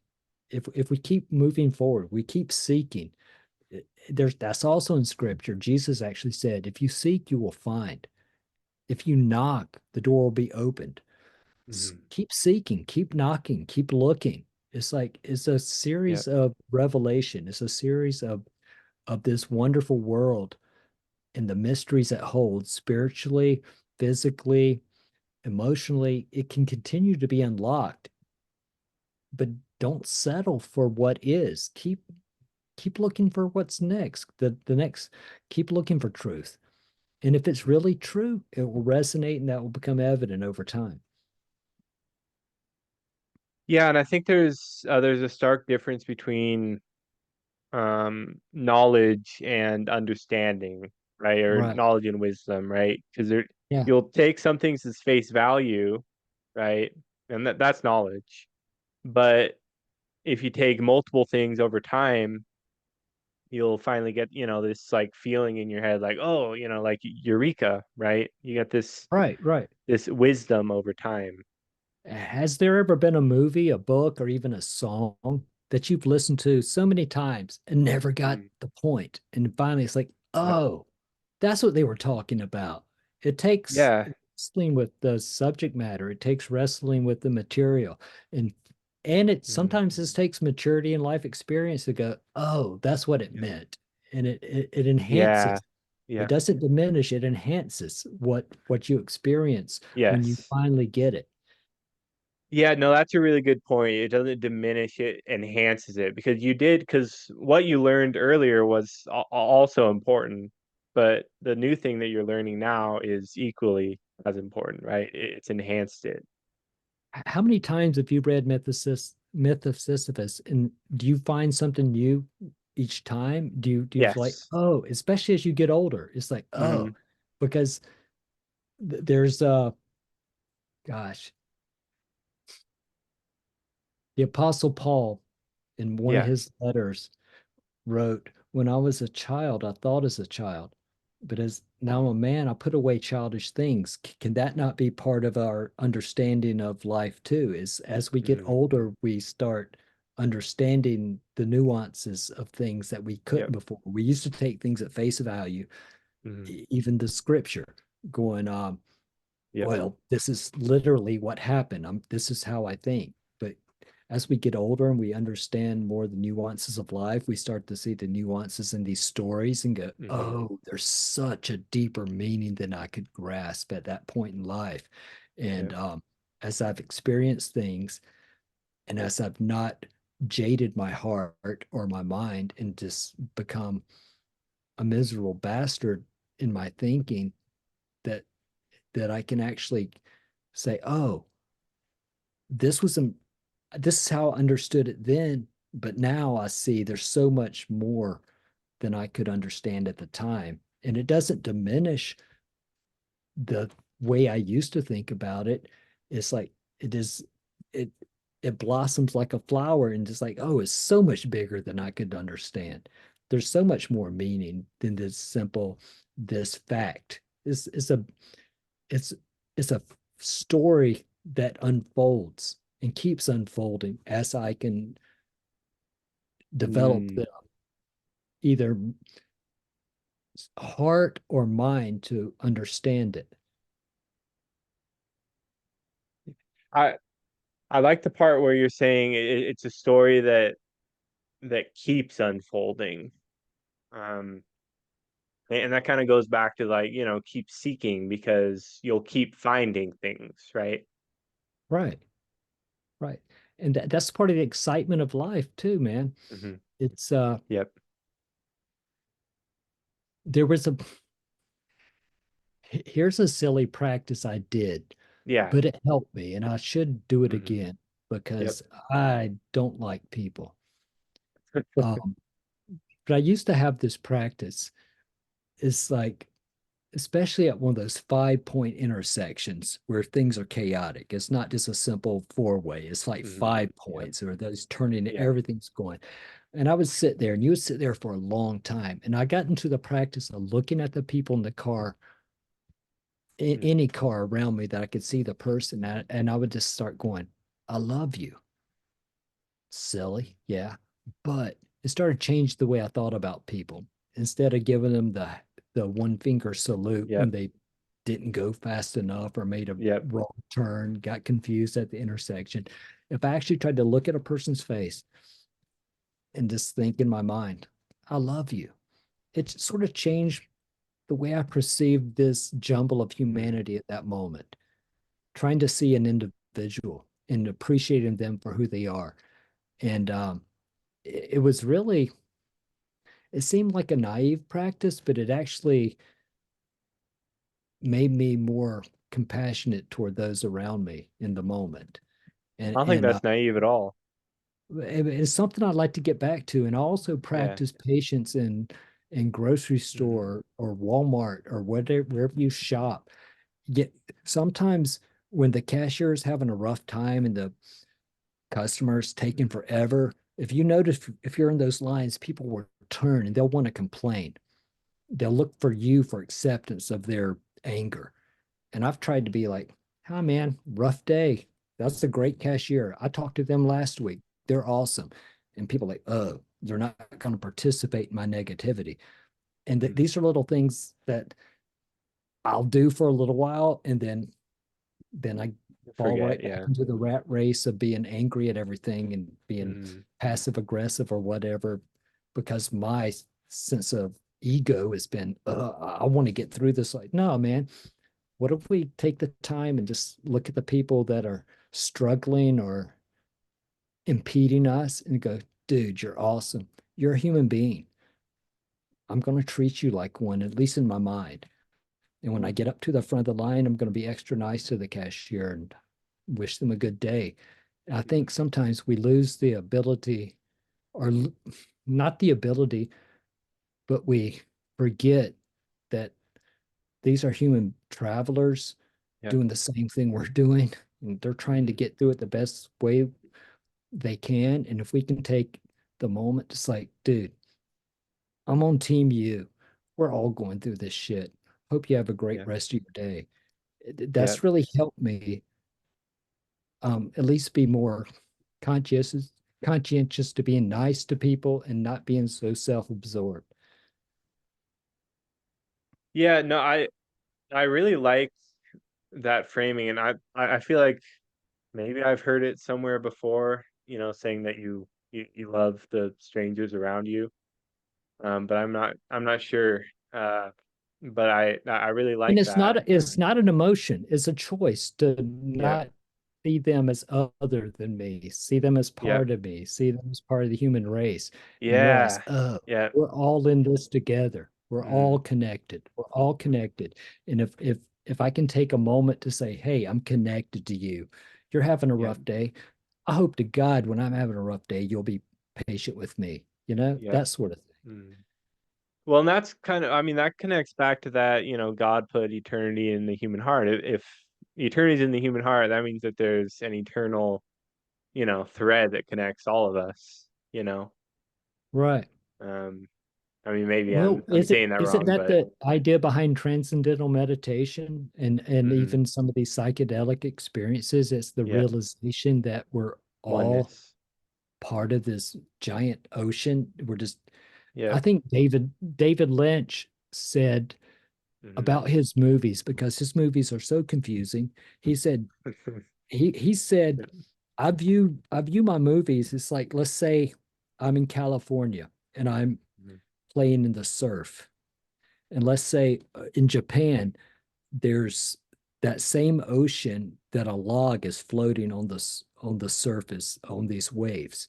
He's like, we're connected. We're in the same ocean. We're in the same plane. I'm connected to that thing thousands of miles Mhm. away that is bobbing on the ocean. Yep. And it's like, but I'm in the same ocean. I'm part of that. And I think he views his movies, it's like, dude, it all comes from my consciousness. Sometimes I don't know how it's connected, but I know it is Yep. because it's in my conscious mind or even my unconscious mind. And we're all floating on Mhm. this together. So it's connected. And maybe part of the process of life is trying to see the connectedness instead of the distance and the difference. Yeah, I mean, read between the lines. Don't take it so seriously, Right. Right. you know. And that's where absurdity comes in, man. To Yep. me, the absurd is recognizing how funny things are. It Mhm. can be they can be depressing, but dude, what are you gonna do? Laugh Yep. at it or get mad at it? Or just go, holy crap, I can't believe that happened. But it I choose I choose to see the humor instead of the horror in a lot of things. Yep. No, and that kind of brings us to this line here. Okay. I think this is kind of the I mean, really one of the most important verses in the whole book. He says, "Then I realized that it is good and proper for man to eat and drink and find satisfaction in his toilsome labor under the sun during the few days of life God has given him, for this is his lot." Um, So he's what saying if one of here, the yeah, go go ahead. ahead. Are you sure? Because I was thinking Yes, that reminded me, yes, there's also a refrain. I can't remember all the verses, but he'll say, yep, this is also a gift from God. So yeah. the No, I remember that ability, part. yeah, so the ability to find enjoyment, Hmm. to at the end of a hard day, to have a drink with a friend or to have Hmm. a meal with your beloved. How beautiful is that? Yep. It's fleeting. These are Hmm. moments that can't happen again. But in the Yep. midst of this turmoil, we can we can find relate I think relationship and human contact is probably the greatest gift because Yep. And that's he where you was saying find that true too. enjoyment, Um, right? yep.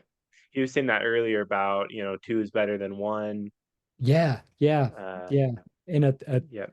a three-strand cord is harder to break than a one-strand Yep. cord or something. The more Yep. the more you're interlinked, the harder it is to break that bond, and the harder it Yep. is. Yeah. So community. So we're to have you found your community? Have you found your tribe of people that you can do life with? I think that's one of the most beautiful parts about life. If you can find a few people that you can trust and you enjoy their company and you can sort of do life with, be there when the shit hits the fan, celebrate when things are good, cry with them at a funeral, whatever. But that's a bond that's hard to break. Yeah, and it feels so good when you find like a group of friends where it's like, man, you guys feel like family to me, you know? Yeah, yeah. You can't. It makes even the hardest times endurable when you have people that will step into your suffering and go along, just be there for you. They don't have Yep. to say anything, just be there for you. Or when you celebrate, to genuinely be happy for you and your accomplishments and not Yep. say, I mean, one of my favorite things is to facilitate um stuff things I believe in, whether friends who are in bands Hmm. or writing something or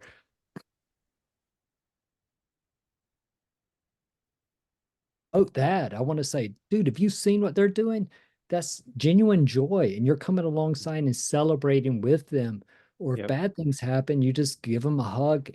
You don't need words. You're just like, I'm sorry this happened, but I'm here for you. That goes a long way. Yep.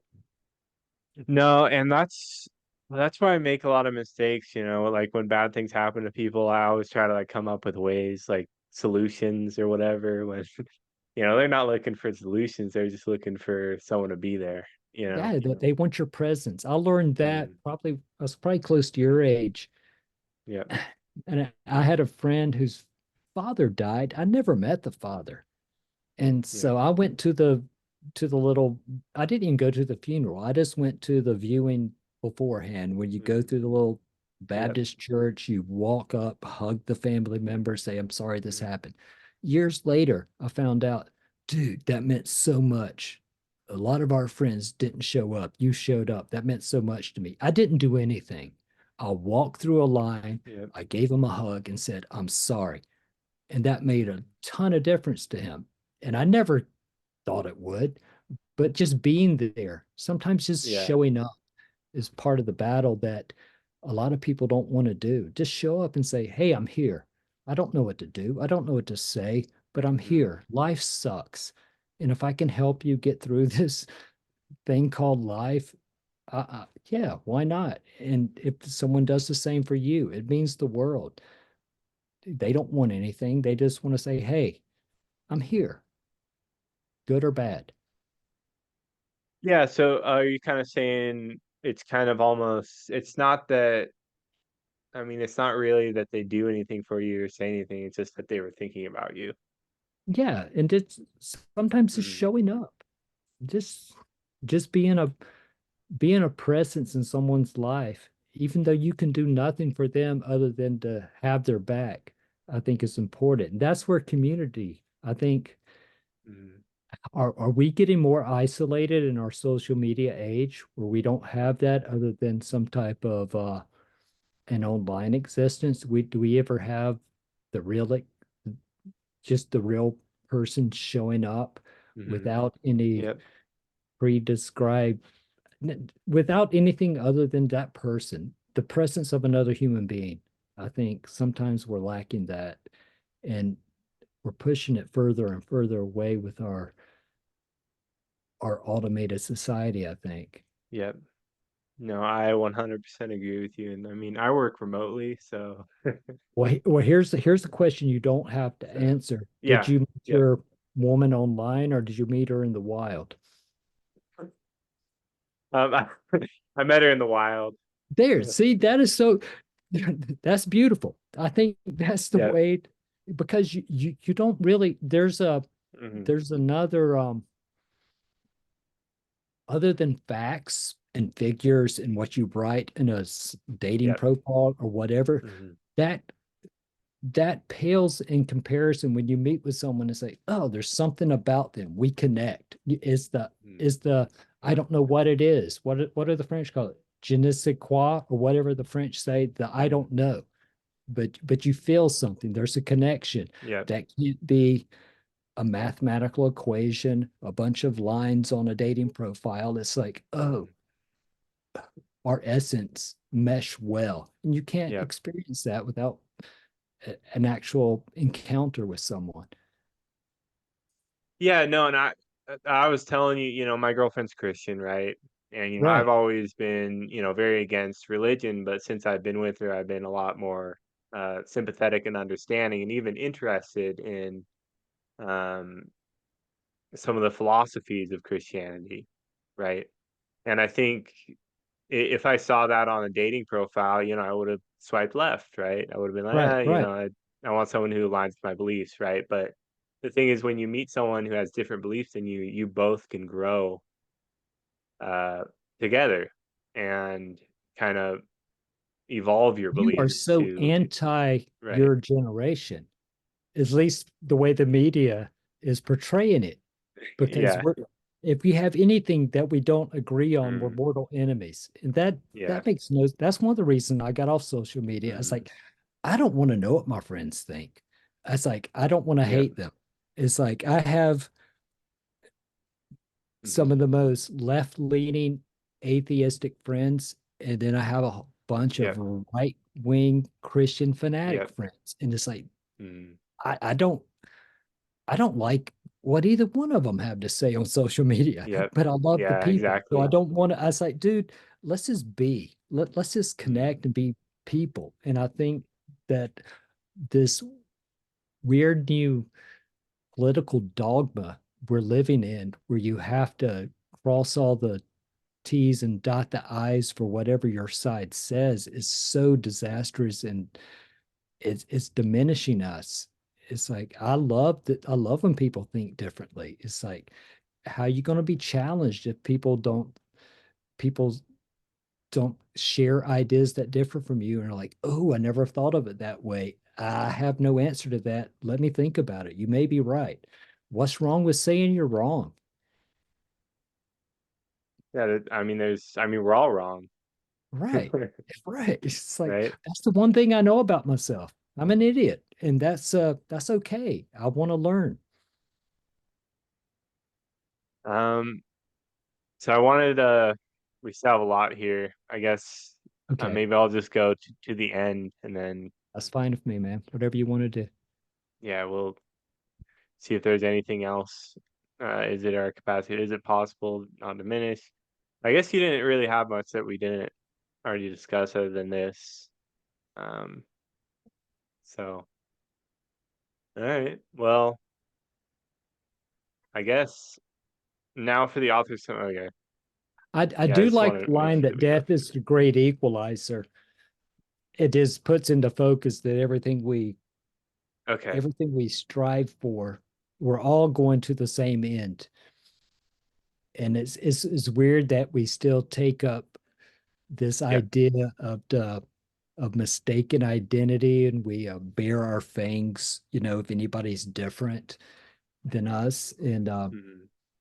there's a hilarious YouTube video of these two dogs that are there's a fence between them, Yep. and the two dogs are on opposite sides of the fence, and they're growling at each other like Yep. they're going Yep. to tear each other apart. The owner takes the edge of the fence and just slides. It's a gate. It slides it open.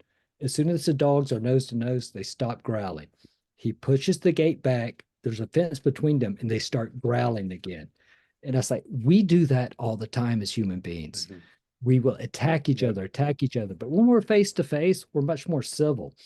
And it's to Hmm. me, that was a funny representation from the animal kingdom of how silly we are. We That's a perfect example of my dog. She's really, every time she's behind a fence or a window, she's the most vicious looking thing in the world. But as soon as you open that door, she's like, she's like comes up and starts sniffing and wagging her tail, and yeah, no, it's great because when there's that barrier, it's like you feel like you have to be more vicious, right, or break through the barrier because there's also this feeling like there's something on the other end that you have to get to, Right. We but do that. We act.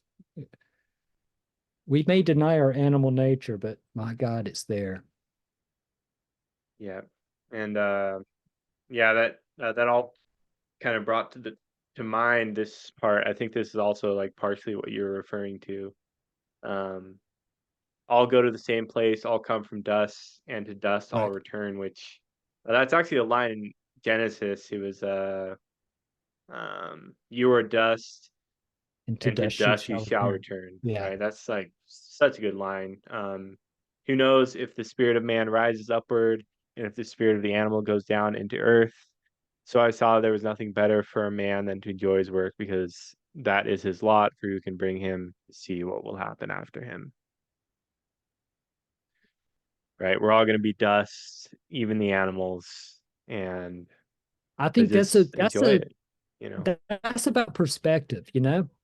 Yep. It's a perspective idea. It's Yep. if we Exactly. can keep in mind that this is fleeting Hmm. and what we just talked about with relationship, we're looking at all these other ways and they're all self-centered. They're all about us and our enjoyment, our pleasure, our security, our comfort. But the most base thing is connection to other people. Hmm. And Yep. it's like that enriches your life so much. I think sometimes some of my best days, it's never what I've done during the day. It's like, dude, I met this guy at the convenience store. You'll never believe what he told me. And it's just hilarious. It's a human interaction. Those are the best moments in my day, I find. A human interaction, Absolutely. not Absolutely. something I'm trying to accomplish, but bumping into somebody that told me a crazy story or just even a weird human interaction beats the hell out of other things that happen during the day if you're Hmm. there for the moment and just engage with another Yeah. person. Yeah. And Even to just like that, going to the check stand, right, at the grocery store, right. you know? Yeah, that can really like brighten your mood. If they're like, "You find everything okay?" I guess. Well, what I've discovered in life, there's a lot of times, Mhm. especially if you listen to people, they will Yep. tell you so much. People are yearning to have a human Mhm. interaction and a connection. And Yep. sometimes you will find out that whatever you say to them can help brighten their day. And that's Mhm. beautiful to me. It's like, oh, wow, Yep. I took the time to talk to someone and actually had something to say that spoke into their life, and my day's made. Well, thank you very much for coming on the podcast, Michael. Man, thank you for asking me. I've really enjoyed. I love the fact that you have your eyes wide open. You're willing to explore life, and you see the absurdity of it, but you also know that there's something to be gained from studying what's come before and hopefully Mhm. give meaning to those who come after, you know? Yeah. Absolutely. Um, well, that's And you have the best logo of Ecclesiastes. any podcast I've ever seen, man. That Really? Sisyphus, the yin and yang is awesome. I love that. Thank Thank you so much. I appreciate that. Yeah, no, yeah, I like my logo too. I don't It's want to sound awesome. egotistical, but I It's also awesome. enjoy it. So, I wanted to pick something that I could really vibe with. So, um, but yeah, that's Michael Hayes, everybody. Thank you for listening. That was Ecclesiastes. Go check it out if you're atheist, Hindu, Christian, whatever you believe. If you're a dog, go check it out. It's good. Don't take it There literally. is there is something I would like to share with your Yeah. listeners is a book Yes. by this guy, Absolutely. Kevin Root. Oops, Kevin can you? Ruth. Oh gosh, I'll put it on me. It's called The Unlikely Disciple by Kevin Roos. Yeah. He's an atheist who went to Liberty University when Hmm. um, Falwell was still alive. He actually interviewed Jerry Falwell. The last Mhm. interview Jerry Falwell ever did is a fascinating book, and I think you would get a lot out of it. Is this it was eye opening, and Yeah, Kevin I think works on Wall Street now, but it was a fascinating book called The Unlikely Disciple, and he didn't change his point of view or his mind, but he did get a greater understanding of what these crazy evangelical Christians were talking about. And he sort of had yeah. fun with it too. Yeah, I'll check that. It's called The Unlikely Disciple. Yeah, unlike Kevin Roos. Sweet. Is there anything else you want to plug, like your your band Uh, camp or your short stories? I don't really, I have a friend who I call the White Trash Prince. He's a Okay. 30-something-year-old kid, lives down in Livonia, Georgia. He has a record label called Gypsy Farm. Gypsy Some of Farm. the best music. He's an incredible musician. He does all sorts of stuff. But gypsyfarm.net if you want to check out some innovative new tunes from the Dirty South. All right, gypsyfarm.net. Gypsyfarm.net. Gypsyfarm.net, everybody. Go check it out. All right. Well, Appreciate thank what you're you. doing, Greg. Yep. Thank you for listening.